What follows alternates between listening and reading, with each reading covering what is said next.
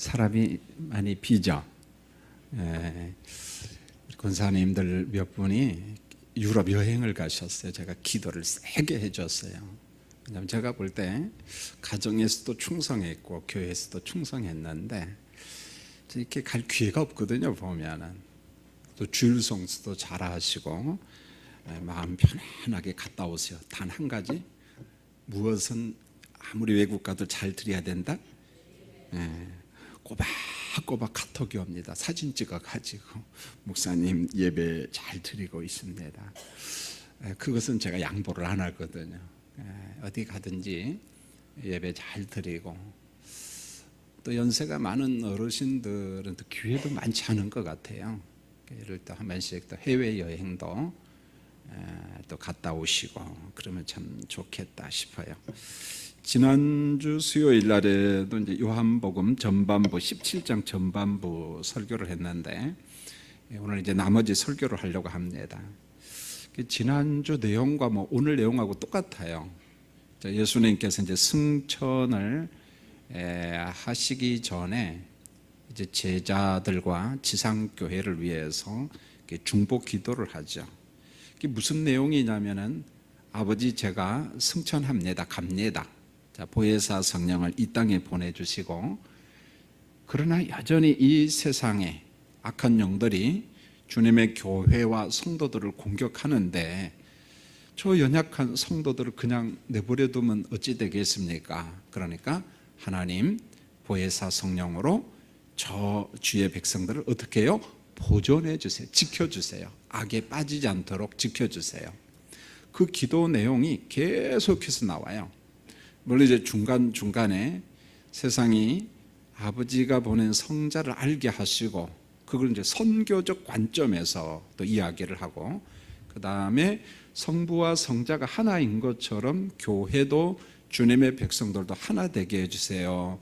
그 어떤 그 연합 교리에 대해서 나오고, 그 다음에 영광 교리, 십자가 교리가 또 나오고, 내용이 반복되고 어떤 것은 조금 어려워 보이지만 핵심은 아주 간단해요. 하나 사랑, 연합, 이런 내용이니까 오늘 말씀도 한번 좀 쉽게 들어봤으면 합니다.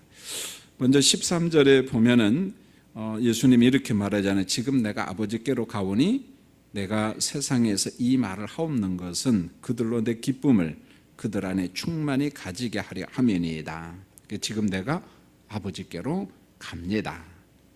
예수님께서 기도 중에도 승천 기도를 합니다. 내가 아버지께로 갑니다. 그러면서 뭐라고 말씀하시냐면 하오니 세상에 있는 그들, 제자들에게 내 기쁨, 예수님의 기쁨을 충만하게 가질 수 있도록 도와주세요. 그런 것 같아요. 우리 성도님들도, 나와 함께 사는 우리 가족도 주님의 기쁨 충만히 부어주시고, 우리 구역 식구들도, 우리 전도의 식구들도, 내가 전도한 사람도 하나님의 기쁨이 충만하게 임하게 해주세요. 그 기도를 하셔야 돼요. 그렇지 않으면은 심령이 건조하고 세상이 참 어렵잖아요. 그럼 지쳐요. 넘어집니다, 보면. 그래서 우리 성도님들도 기도할 때 우리 가족들과 우리 교인들, 이 지상교회 성도란에 예수님의 기쁨을 충만히 부어주세요. 그 기도를 늘 해주시기 원합니다. 여러분, 제자들과 지상교회가 있는 곳은 어디냐면 세상이거든요. 세상.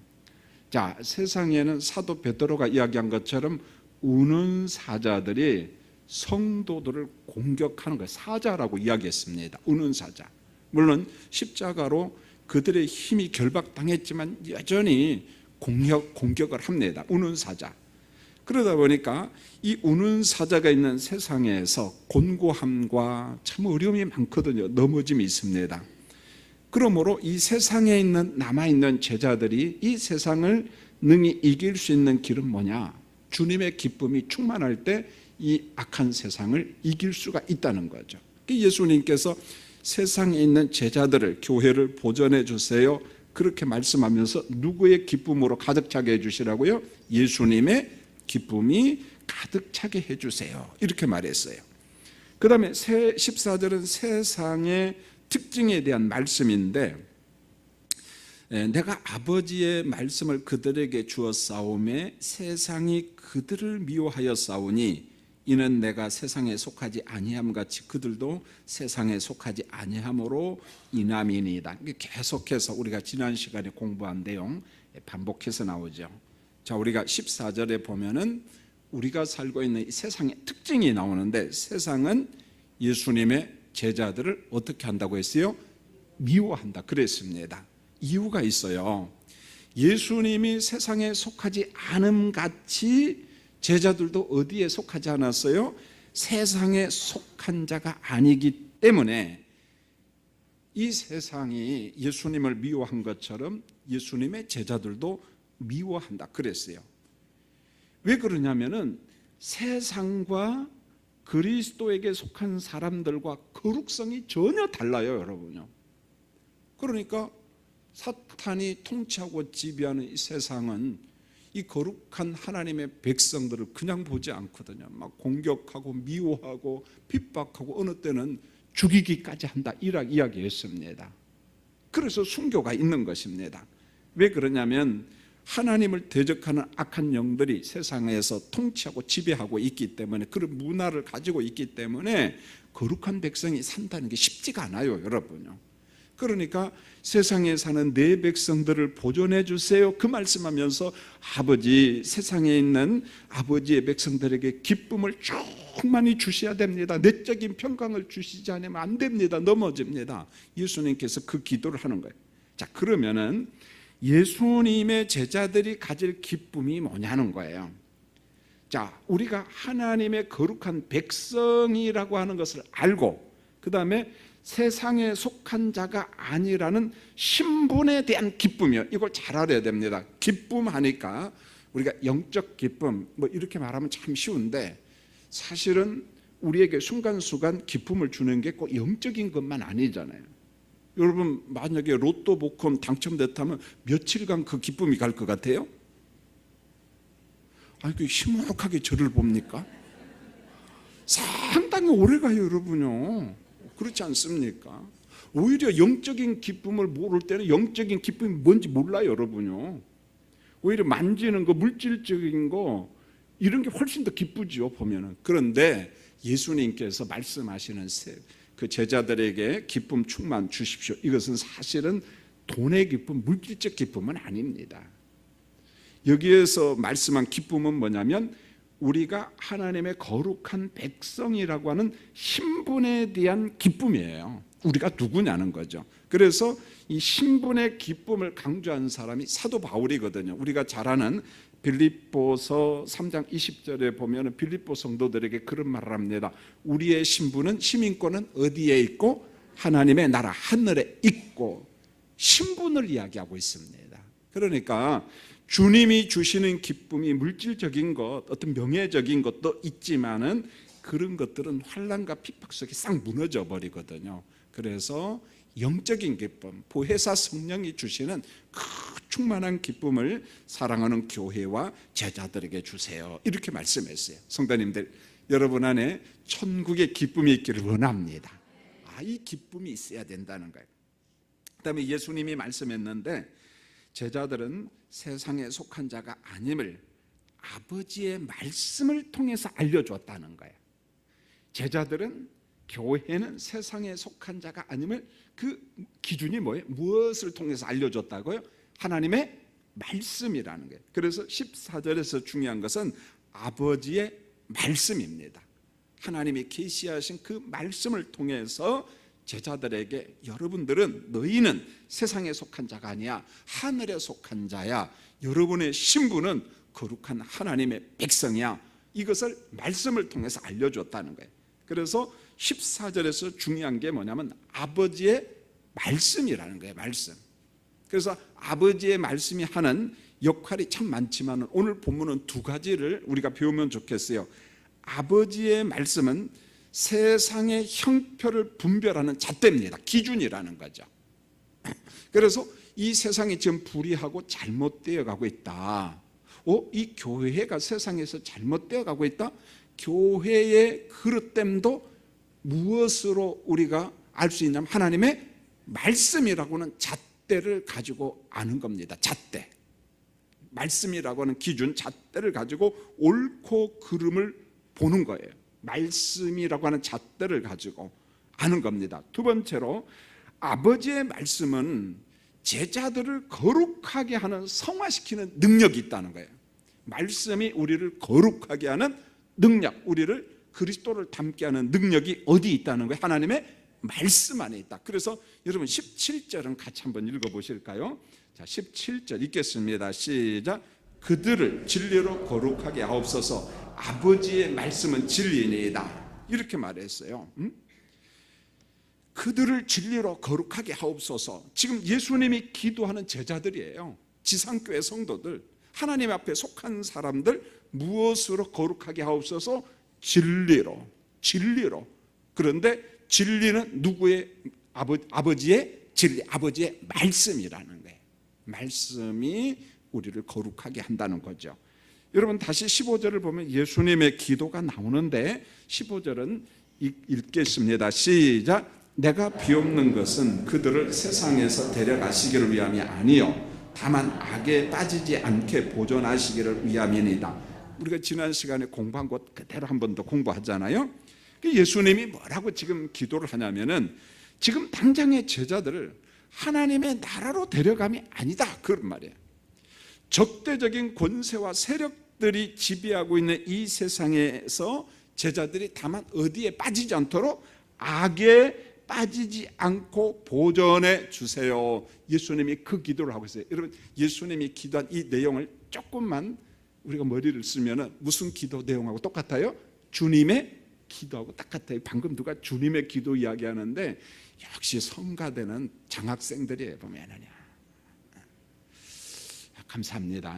이렇게 아는 체를 한두 명씩 해주면 보람이 있어요. 이 적대적인 권세와 이 악한 영들이 지배하는 세상에 있는 주님의 교회와 주의 백성들을 다만 악에 빠지지 않게 보존해 주세요. 왜요? 세상엔 뭐가 있습니까? 아담과 하와를 미혹한 그 사탄이 여전히 있어요? 없어요? 있다는 거야. 그래서 아담과 하와가 그 사탄의 미혹에 넘어갔잖아요. 선악을 알게 하는 열매를 따먹었습니다. 그렇게 해서 죄를 범했는데 여러분 성경 찾아볼까요? 마태복음 6장 13절 예수님께서 제자들에게 가르친 주님의 기도가 오늘 여기에 그대로 또 나오는 거예요. 여러분요. 자, 예수님께서 이 창세기 3장에 있는 아담과 하와 타락 기사를 늘 염두에 두고 있어요. 왜요? 아담과 하와를 공격한 그 사탄의 공격이 여전히 있거든. 여전히 있거든요. 자, 마태복음 6장 13절 같이 한번 읽겠습니다. 시작. 우리를 시험에 들게 하지 마시옵고 다만 악에서 구하시옵소서. 이렇게 말합니다. 우리를 시험에 들게 하지 마시옵고. 이 시험은 누구를 시험했던 그 시험이에요? 아담과 하와를 시험했던 그 시험입니다. 바로 그 시험, 그게 들게 하지 마시옵고 다만 악에서 우리를 구하시옵소서. 건져주시옵소서. 설령 우리가 빠져있을지라도 얼른 누가 건져주세요? 하나님, 우리를 좀 건져주세요. 예수님께서 승천을 눈앞에 두고 제자와 교회들을 위해서 주님이 가르쳐주신 기도를 그대로 하고 있다는 거예요. 응? 악에서 우리를 건져주시고 그 아담과 하와를 유혹했던 그 사탄의 시험에 우리 교회가 성도들이 빠지지 않도록, 우리 성도님들도 나를 위해서도 그 기도를 해야 되지만 특별히 우리 부모님들, 우리 어르신들은, 성도님들은 여러분의 가정의 자녀들을 위해서도 그 기도를 해주셔야 돼. 할렐루야. 그 기도 안 하면 안 돼요. 하나님 오늘도 우리 자녀들 사탄의 시험에 넘어가지 않게 해주시고 설령 그들이 악한 유혹에 있을 때 하나님 얼른 좀 건져주세요. 성령이 얼른 좀 깨닫게 해주세요. 그렇게 기도를 하셔야 돼요. 그 기도 때문에 우리 자녀들이 하나님의 은총 가운데 사는 겁니다. 그러면은 실질적으로 우리를 도우시고 지켜주시는 분이 누구냐?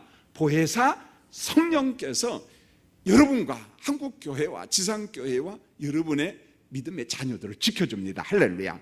어떻게 지키냐? 보혜사를 잊으면 안 된다고 얘기했어요.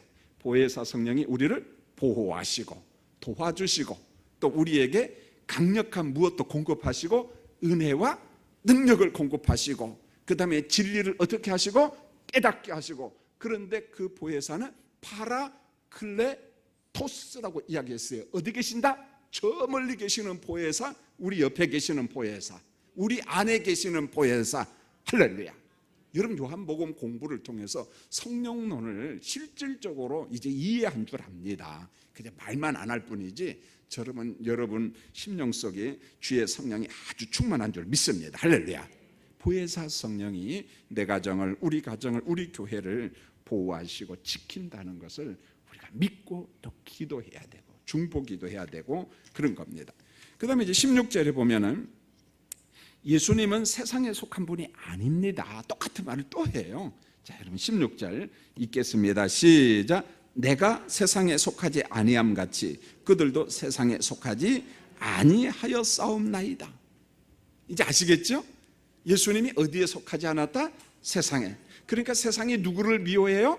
예수님을 미워해요. 그런데 예수님께 속한 제자들도 세상에 속했어요? 안 속했어요? 안 속했어요. 그러니까 세상과 더러운 사탄이 예수님의 제자들도 어떻게 합니까? 미워해요. 제자들은 세상에 속하지 않고 거룩한 백성임을 알게 해주세요. 무엇으로? 아버지의 말씀을 통해서. 그 말씀을 자꾸 들어야 돼. 하나님의 말씀을 읽어야 되고 말씀을 자꾸 들어야 되고. 그래서 하나님의 말씀이 들려질 때 아멘, 하나님의 말씀이 믿어지고 하나님의 말씀에 내가 속한 자구나, 그게 자꾸만 영적 감각기관을 통해서 자극을 받고 믿어지면은요, 그가 바로 하나님의 사람이야. 그 말씀을 통해서 내가 아버지의 거룩한 백성, 내 신분이 하늘에 속한 자인 것을 알게 되는 거예요. 말씀을 통해서. 그 말씀을 자꾸 들어야 돼요. 말씀을 통해서 우리가 영적 감각기관이 자극을 자꾸만 받아야 된다는 거죠. 그러면 창조론도 믿어지고 예정론도 믿어지고 종말론도 믿어지고 아멘 주 예수의 옷이 없어서 이것도 믿어지고 하나님의 말씀이 우리를 거룩한 주의 백성으로 보존해 간다는 거죠. 보면 그 다음에 17절 조금 전에 읽었잖아요. 제자들을 거룩하게 하는 분은 하나님인데 진리는 곧 아버지의 말씀이다. 그 진리, 그 말씀의 제자들을 거룩하게 성화시켜 간다. 거룩하게 만들어 간다. 그 다음에 이제 18절에 보면은 예수님은 자기를 마치 아버지 나라에서 이 땅에 온 선교사로 이야기하면서 또 다른 제자들도 선교사로 이 땅에 남겨두었다. 선교적 관점에서 자기를 이야기합니다. 여러분 18절 선교적 마인드가 한번 열릴 거예요. 자, 여러분 18절 읽겠습니다. 시작. 아버지께서 나를 세상에 보내신 것 같이 나도 그들을 세상에 보내어. 아버지가 저 하늘에 계신 예수 그리스도를 어디로 보냈다고요? 세상에. 세상에 왜 왔어요? 소풍 왔지야? 아니요. 무엇하러 왔어요? 성육신. 공생의 사회가 더불어서 결국 죄 싹선 사막이라는 저주 문제를 해결해서 어디에 죽어서 십자가에 죽으러 대속의 주님으로 이 땅에 오신 거예요. 대속의 주님으로 오신 겁니다. 그 18절에 뭐라고 하냐면 아버지가 성자를 세상에 보냈습니다. 성육신 사건. 거룩한 하늘로부터 흑암에 속한 이 땅에 로고스, 말씀, 메시아가 오셨는데 그분이 땅에서 한 일이 뭡니까? 이 지상에 오셔서 한 일이 뭐냐? 하나님의 진리를 전달했는데 그 진리의 핵심이 뭐냐면 영광의 신학, 복음, 십자가 복음이라는 거예요. 십자가의 복음과 새로운 생명, 그 십자가 안에 영원히 사는 새 생명이 있음을, 그 진리를 예수님께서 그대로 다 전달했잖아요. 그리고 예수님이 승천하시기 전에 이렇게 말합니다. 이제 성자가 누구를 세상에 보낸다? 제자들을, 성도들을, 여러분을 세상에 보낸다. 세상에 남겨둔다. 왜요? 예수님의 그 십자가의 사역과 부활의 사역, 생명의 사역, 그 사역, 그 생명의 복음을 제자들로 하여금, 지상교회로 하여금 무엇하도록? 세상의 또 다른 사람들에게 어떻게 해요? 증거하라, 선교하라는 거예요. 자, 이런 관점에 교회가 세상에 존재하는 것은 여러 가지지만은 핵심은 딱 세 가지밖에 없어요. 하나님을 예배하는 거. 우리가 구원받았으니까. 그러니까 오늘도 우리가 예배자로 여기 온 거예요. 오늘 김 목사가 강단에 설교자로 섰지만 천만의 말씀이요. 저도 예배자입니다. 예배가 우리 우선순위야. 그리고 예배자로 있으면서 설교를 하는 겁니다. 할 때 마치 막 내가 무슨 뭐 대단한 것, 그렇지 않다는 거예요. 예배자로서 아버지의 말씀을 그저 대리자로서 전달할 때 굉장히 조심하는 거예요. 그 설교 말씀을 제가 해주면 제가 듣는 거예요. 내가 아멘해야 돼요. 내가 안 믿으면 안 되는 거예요. 그러니까 우리는 이 교회가 지상에 존재하는 목적은 예배자로서 거룩하신 하나님을 예배하고, 다음으로 우리를 구원하신, 우리가 예배하는 그 하나님을 반드시 우리는 무엇 해야 됩니까? 선교해야 된다는 거예요. 증거해야 된다는 거예요. 교회가 이것을 안 하면 교회로서 기능 망각한 거예요, 여러분요. 힘들어도 선교해야 되고, 뭐 불편해도 해야 되고, 목사님 아무리 전도해도 오는 사람 없어도 그래도 해야 돼. 왜요? 그것 때문에 예수님께서 지상교회를 세웠거든요. 그리고 교회가 존재하는 것은 이제 세상에 흩어져 살고 있는 사람들이 세상에서 힘들고 지치고 넘어졌는데 예배당에 와서 설교와 찬송과 기도와 섬김을 통해서 그리스도를 닮아가는 성화를 위해서 교회가 존재한다는 거예요. 여러분, 이 시간도 말씀과 찬양 속에 여러분이 그리스도를 닮아가는 성화의 사건이 벌어지고 있는 거예요. 성화의 사건, 성화의 사건이. 지난 월요일, 화수, 오늘까지 집에서 뭐 싸우다 온 사람도 있을 것이고, 동네 옆집하고 싸우다 온 사람도 있을 것이고, 그런 여러 사람이 있지 않겠습니까? 그럼 설교를 듣다가 그러잖아요, 여러분들. 누가 또 고자질했냐? 어떻게 우리 목사님이 다 들으라고 다 이야기하냐? 그럼 여러분 들으라고 설교하지 누구 들으라고 설교해? 제가. 그러나 고자질 했어요, 안 했어요? 안 했어요. 성경 말씀을 설교하면서 성령께서 말씀을 통해서 성화시켜 가는 거예요. 회개해. 그건 잘못된 거야. 괜찮아. 회개해. 성화시켜 가는 거예요. 자, 정리합니다. 교회가 이 땅에 존재하는 것, 첫 번째, 무엇을 위해서? 벌써 잊어버렸습니까? 첫 번째, 무엇을 위해서? 예배. 두 번째, 무엇을 위해서? 선교. 세 번째, 무엇을 위해서? 성화. 시험 문제 나와, 이것은요. 꼭 좀 외워두세요. 외워두세요. 이걸 위해서 우리가 존재해요. 오늘도 어제구나, 제가 그 노예일 총회를 앞두고 임원들 좀 이렇게 MT 갈 시간이 좀 있었는데 문자가 딱 왔어요. 우리 장로님한테 세계선교위원회 이렇게 재정부와 더불어서 필리핀 권영수 선교사님에게 건축헌금 보냈습니다. 2천만 원 보냈습니다. 흐뭇하죠.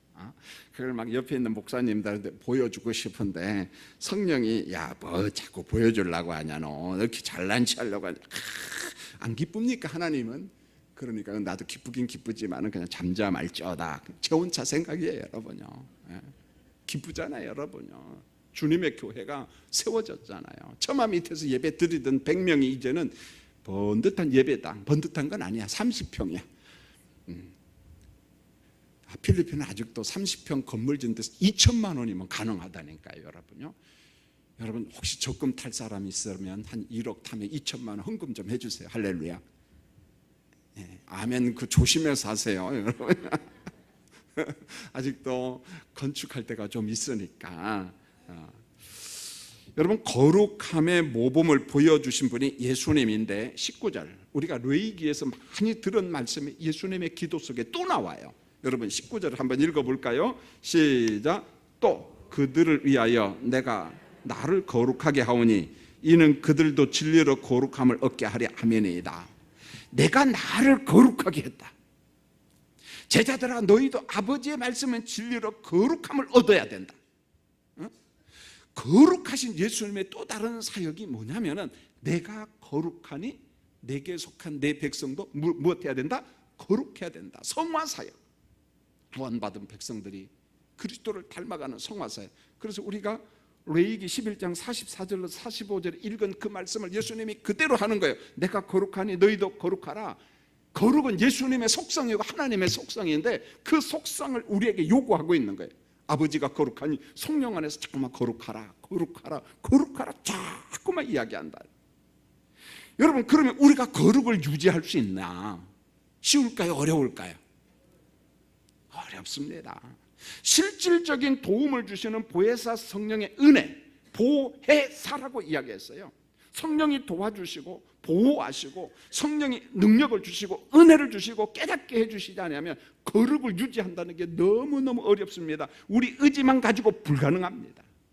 아예 불가능합니다. 제가 뭐 음악을 잘하는 건 아니고 우리 부부가 차를 끌고 어디 가는데 클래식 음악이 나와요. 저는 원래 클래식 음악 잘 안 듣거든요. 잘 안 듣고 그저 뭐 7080 노래, 뭐 가끔 집에서는 이제 그런 거 참 좋아하고, 저는 그런 노래 좋아합니다. 소리새 노래 하면 알죠? 저하고 비슷한 연배는 알아요. 합니다. 그런 노래들 들으면 왠지 참 좋죠. 그런데 무슨 노래가 딱 나오냐면은 그 설명하는 사람이 베토벤을 이야기를 하는 거야. 뭐 베토벤 많이 말 들었지만 뭐 베토벤에 대해서 잘 몰라요. 근데 베토벤의 노래 가운데 이런 제목이 있어요. 여러분도 놀라십시오. 제가 수준이 굉장히 높아요. 잃어버린 동전의 분노. 근데 이게 그 순간에 맞다. 야, 베토벤만 그런 게 아니라 나도 그런데. 여러분 혹시 호주머니나 지갑에 동전이 있는데 100원짜리 뭐 500원짜리 참 뭘 살 건 별로 없지만은 만약에 떨어졌어요. 또르르 굴러가고 어디 쏙 들어갔어. 근데 못 찾으면 서서히 내 감정에서 분노가 생겨요? 안 생겨요? 생겨요. 그걸 음악으로 만든 거예요. 이야, 제가 그냥 듣는 순간에 역시 베토벤이구나. 어쩌면 베토벤하고 나는 그냥 분노만 생기지만 난 작곡할 생각을 안 했거든. 근데 베토벤은 잃어버린 동전의 그 분노의 감정을 가지고 노래를 만든 거예요. 그래서 음악의 거장이구나. 나는 짜증만 냈는데. 여러분 엘리베이터를 딱 잡으려고 할 때 그냥 문이 하는데 싹 올라가 버리면 기분 좋아요, 안 좋아요? 그게 뭡니까? 베토벤의 이야기한 잃어버린 동전의 분노야. 그게 엘리베이터를 놓치고 분노가 일어난 거야. 여러분도 오늘 가서 작곡을 한번 해보세요, 여러분. 그겁니다, 여러분. 바로 이거예요. 내가 분노가 꽉 치밀어오를 때 화를 확 내야 되느냐, 성령이 나를 통제함으로 내가 그것을 분노치 않느냐, 이 차이예요. 거룩을 유지해 간다는 게. 우리가 내가 거룩하니 너희도 거룩하니 하니까 자꾸 이상한 쪽에서 찾는데 그렇지가 않다는 거예요. 저는 이 설교에 대한 예화를 거기서 그 노랫말, 그 얼마나 감사한지. 거룩하면 전부 다 추상적으로 이해를 해요. 성령 충만 다 추상적으로 이야기합니다. 그러니까 손에 잡히는 게 없어. 그 은혜 받았다고 하는데 모르는 거야. 이게 기독교 신앙의 은혜 체험의 맹점이에요. 그래서 이것을 어떻게 구체화시킬 것인가? 어떻게 구체화시킬 것인가? 어느 목사님이 그런 간증을 하더라고요. 자기가 예수 안에 토레이 신부 살았을 때 너무 참 많은 것을 배워서 틈날 때마다 갔다는 거예요. 물론 이제 오래전에 소천했습니다. 그래서 거기에서 이제 노동도 하고 하는데 누구랑 같은 방을 썼냐면 일본 사람이랑 같이 썼다는 거야. 근데 곱추 같은 몸을 가지고 한국말을 조금 하는데 아주 어설프게 뭔 말인지 잘 못 알아듣고, 그리고 동작이 이제 몸이 불편하니까 너무 느리고 불편하고, 그분하고 이제 같이 노동을 하고 같이 사는 불편한 거야. 몸도 곱추고 좀 장애도 있고.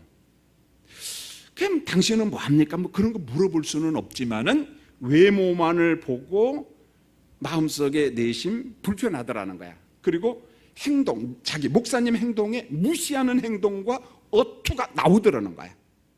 아이 뭐 일본 사람이 한국말도 못하지, 몸도 장애지, 일도 못하지, 그러니까 뭐 이런 사람이 있냐고 겉으로는 대단한 척하지만 속으로는 막 무시하고, 우리말이잖아 막 깔보고 뭐 이런 표현. 어떻게 대화하다가 이제 서로 신분을 물어본 거예요. 어째서 일본에서 여기까지 오셨느냐고. 그러니까 아주 편안한 마음으로, 내가 서울대학교 교환교수로 좀 왔습니다. 서울대 교환교수로 왔다고 하니까 이제 이 목사님이 그냥 정신이 어떻게 돼요?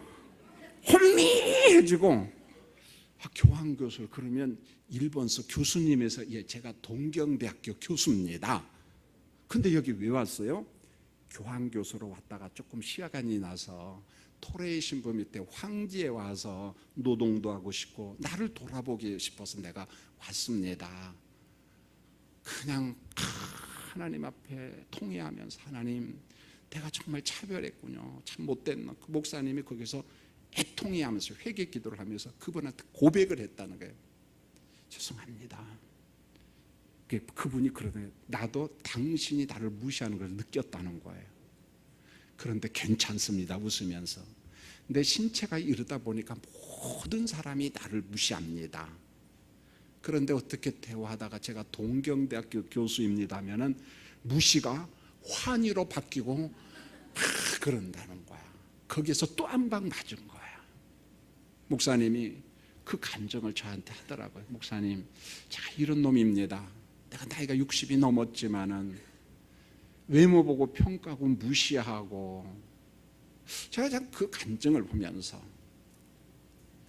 그렇구나, 우리가 거룩하게 된다는 게 뭔가. 그 일본 교수님의 이야기, 그도 예수 믿는 사람이 일본 사람인데 남들로부터 무시받을 때 참 화가 나고 그 순간에 나 왜 무시하냐, 나도 동경대학교 교수야, 나 서울대학교 교환교수라서 큰 소리 꽝꽝 치고 싶으면 절대 내색하지 않고 물어보니까 그러면서 대화가 되고 그걸 갖다가 승화시키는 거예요. 성화. 자기가 그런 무시를 일본서도 정말 많이 받았대요. 학교에서도, 학생들한테, 교수 세계에서도. 그러나 자기를 알고부터 그때부터 자기를 인정해주고. 여러분 보세요. 제가 가볍게 이야기한 것처럼은 하나님, 아버지 내가 거룩하니 너희도 거룩해야 한다. 거룩을 보존하는 방법이 뭐냐? 우리 의지 가지고 잘 안 돼요. 보혜사 성령께 기도하면서 성령이 나를 좀 도와주세요. 그럼 어느 때 거룩이 나와야 되느냐? 베토벤의 이야기가 잃어버린 동전의 분노, 바로 그거다. 우리가 엘리베이터를 놓쳤을 때 분노, 전철을 내가 조금만 오면 되는데 2초 늦은 거야. 빤히 보고 출발했어 기사가. 그럼 그러잖아요. 바꾸가 빵 터져라. 근데 전철 바꾸는 안 터져, 여러분. 우리 그러잖아요. 그 분노를 누구 안에서 조절해야 된다? 우리 삶 속에서 성령 안에서 조절해야 된다는 그것은 목회자도 마찬가지죠. 우리가 보혜사 성령의 도움을 받고 거룩해진다는 게 뭐냐는 거예요. 그냥 말로만 기도할 때 번지르르하게 거룩 그게 아니라는 거예요, 여러분. 그게 아니라. 밥 먹다가 조금 짜와도 조금 거룩해져야 되고, 매워도 좀 거룩해져야 되고. 혹시 식사 안 하고 오신 분 오늘 집에 가서 조심하세요. 사탄이 꼭 공격할 겁니다. 오늘따라 반찬이 좀 시원찮을 거야. 그러면 회사에서 일하고 예배당에서 예배 드리면 배도 고프고 하는데 이게 사탄이 그냥 안 놔둬요. 야, 뭐 했어? 막 이렇게 하려고 할 때 오늘 설교 시간에 뭐 했지? 잃어버린 동전의 분노, 밥상의 분노, 뭐 이런 거예요. 좀 알아듣겠습니까? 예, 여기는 참 감사해요. 예. 여러분, 예수님의 이제 기도가 그 직접 제자, 1차 제자, 우리가 디사이플 제자 훈련에서 그렇게 말합니다. 그 다음에 2차, 3차 제자 이런 표현을 쓰는데 그냥 20절 읽으면 그냥 정답이 나와요. 자, 20절 읽겠습니다. 시작.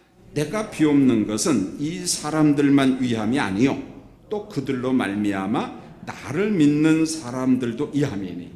그러니까 예수님이 부른 그 제자들뿐만 아니라 그 제자들에 의해서 제자된 또 다른 제자, 그 제자 어디까지 왔어요? 석관중앙교회까지 왔어. 여러분까지. 누구를 위해서 기도한다고? 예수님이 우리를 위해서, 나를 위해서도 예수님이 하늘 보좌에서 기도하셔요. 말할 수 없는 탄식으로 성령이 우리를 위하여 기도하고 계셔요. 할렐루야. 도와주는 거예요. 그 이야기를 지금 예수님께서 지금 말씀을 하고 있습니다. 시간이 많이 바뀌었기 때문에 예수님의 기도는 이제 두 가지 기도가 나오는데 21절에 보면 성부와 성자가 하나인 것처럼 지상교회도 하나가 되게 해주세요. 이 기도를 또 합니다.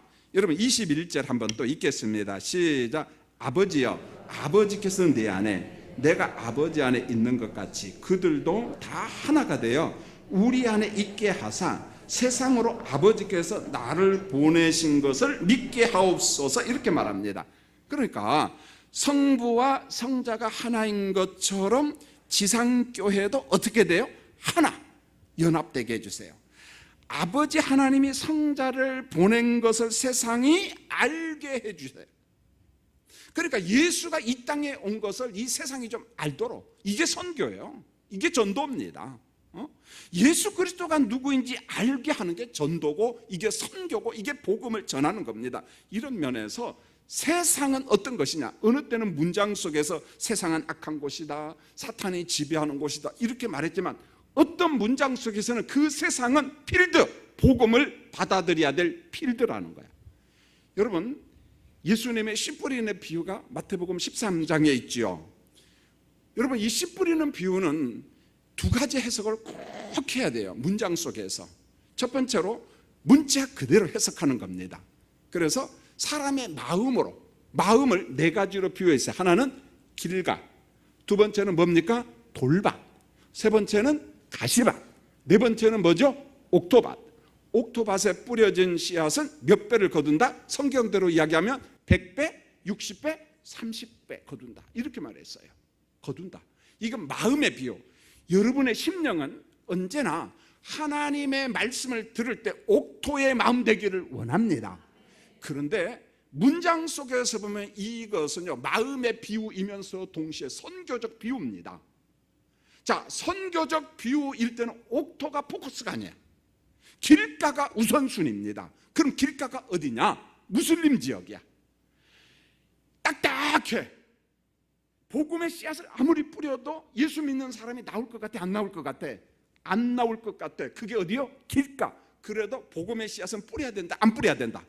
뿌려야 된다는 거예요. 그러니까 이 씨 뿌림의 비유는 마음의 비유와 성교적 관점으로 두 가지로 해석해야 돼요. 한 가지로 해석하면은 마태복음의 원리하고 안 맞습니다. 그러므로 우리 개인적으로는 마음의 비유로 받아들여야 되지만 성교적 관점에서는 씨 뿌리는 비유를 성교적 필드로 해야 돼.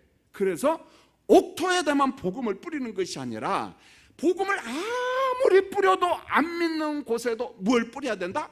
복음의 씨앗을 뿌려야 된다. 참새가 와서 다 집어먹어도 하나는 싹이 나겠지 하고 뿌려야 된다는 거야. 무슨 말인지 아시겠죠? 그래서 성교를 경지학 논리로 접근하면 하나님 앞에 무지무진장하게 혼납니다. 무슨 말이냐면은 옥토가 아닌데 무슬림 지역이나 참 힘든 지역에 씨앗을 1000개, 10,000개, 억만 개를 뿌려도 결실자가 하나 있을까 말까 한 데도 있어요. 그래도 복음은 어떻게 해야 돼? 씨앗을 뿌려라, 뿌리지 말라. 뿌리라는 거예요, 여러분요. 자, 우리 성도님들 이제 수준이 좀 높아졌을 줄 압니다. 씨 뿌림의 비유는 우리 관점에서는 어떻게 받아들여야 된다? 마음. 우리가 다 무슨 마음이 돼야 돼요? 옥토가 돼야 돼요. 그런데 선교적 관점에서는 옥토가 포커스가 아니고 어디가 핵심이에요? 길가의 길가. 두 번째는 돌밭, 세 번째는 가시밭. 결실이 없는 것처럼 보여도 씨앗은 어떻게 해야 된다? 뿌려야 된다. 그 씨앗이 뭐예요? 복음이에요, 복음. 이번 전체 출석주에도 안 되는 사람. 왜요? 지난 10년 동안 씨앗을 뿌렸지만 안 되는 사람. 그 사람 포기하라, 포기하지 말라. 포기하지 말라는 거예요. 무슨 말인지 아시겠죠? 예, 포기하면 된다? 안 된다. 그 길가와 같은 사람에게도 복음의 씨앗을 뿌려라. 꼭 믿는 날이 옵니다, 여러분. 여러분 포기하지 말고. 그 다음에 22절 여러분 읽겠습니다. 22절부터 막 26절까지 이제 쭉 읽어갈 겁니다. 22절 시작. 내게 주신 영광을 내가 그들에게 주었사오니 이는 우리가 하나가 된 것 같이 그들도 하나게. 그렇죠. 이 영광의 신학은 여기서 영광은 하나님의 본질을 보여주는 십자가입니다. 나는 십자가 이걸 다 보여줬다. 그런데 이 핵심이 뭐냐면 영광의 신학, 영광의 교리의 핵심이 뭐냐? 하나 되게 해주세요. 그리고 이 하나됨을 사랑까지 갑니다. 사랑까지. 자, 23절 같이 한번 읽을까요? 시작. 곧 내가 그들 안에 있고 아버지께서 내 안에 계시어 그들로 온전함을 이루어 하나가 되게 하려 함은 아버지께서 나를 보내신 것과 또 나를 사랑하신 같이 그들도 사랑하신 것을 세상으로 알게 하려 하시니라. 아버지가 성자를 사랑하고 또 성자들은 제자들을 교회를 사랑하고 그 사랑을 세상으로 하여금 알게 해주시라는 거예요. 그런데 그 사랑의 출발점은 뭐냐? 십자가예요. 십자가를 제대로 알면은 하나님의 그 사랑의 깊이를 비로소 아는 거예요. 여러분 24절 읽겠습니다. 시작. 아버지여 내게 주신 자도 나 있는 곳에 나와 함께 있어 아버지께서 창세전부터 나를 사랑하심으로 내게 주신 나의 영광을 그들로 보게 하시기를 원하. 또 사랑 이야기예요. 25절 시작. 의로우신 아버지여 세상이 아버지를 알지 못하여도 나는 아버지를 알았사옵고 그들도 아버지께서 나를 보내신 줄 알았사옵나이다. 복음의 씨앗을 뿌려지고 십자가의 복음, 부활의 복음을 알게 되면 성령께서 역사해요. 그 딱딱한 길가와 같은 세상도 비로소 압니다. 예수는 하나님의 나라로부터 이 땅에 왔다는 사실, 예수를 믿어야만이 내가 생명을 누린다는 사실, 그걸 다 알려주셔. 마지막 26절 읽겠습니다. 시작. 내가 아버지의 이름을 그들에게 알게 하였고 또 알게 하리니 이는 나를 사랑하신 사랑이 그들 안에 있고 나도 그들 안에 있게 하려 함이니라. 그래서 예수님 기도 가운데 보면 하나, 연합, 그 다음에 사랑, 성부와 성자의 하나가 된 것처럼 교회도 하나 되게 해줄게. 그래서 예수님이 그 기도예요. 여러분, 우리 주님은 여러분의 가정이 무엇 되기를 원해요? 하나 되기를 원해요. 여러분의 가정이 또 무엇 하기를 원해요? 서로 사랑하기를 원합니다. 우리 교회가 무엇 되기를 원해요? 하나. 무엇 되기를 원해요? 사랑. 그래서 예수님이 세 계명을 너희에게 주느니 너희는 서로 무엇하라? 서로 사랑하라. 계속해서 그 이야기예요. 그 이야기. 그래서 우리가 주님이 우리를 위하여 기도하는 그 내용이 뭔가, 우리 심령이, 우리 가정이 분열되어 있다면 울면서 하나님, 성부와 성자가 연합하여 하나 된 것처럼 우리 가정도 하나 되게 해주세요. 우리 부부가 분열된 상태입니다. 우리 가정이 분열된 상태입니다. 어떻게 하면 좋겠습니까? 애통해 하면서 기도할 때 성령, 보혜사 성령의 도움을 구하세요. 얼마나 좋은지 몰라요. 성령께서 그 기도 연락해 주세요. 우리가 언제까지, 죽기 전까지는 하나 돼야 되죠.